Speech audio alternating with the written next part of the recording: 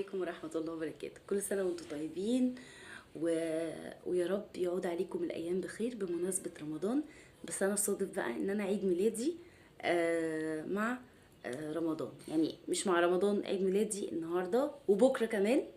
أسعد حاجة إن الإنسان يتولد في يوم ويتسجل في يوم تاني.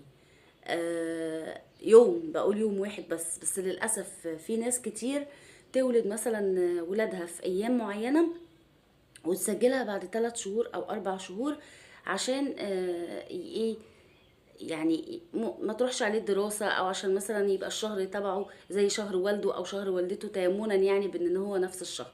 لا، انا الفرق بس ان انا اتولدت 13 سجلت 14، والحمد لله ان والدي مواليد 14 عشان هو والدي عايزني انا على اليوم نفس اليوم اللي اتولد فيه والدي.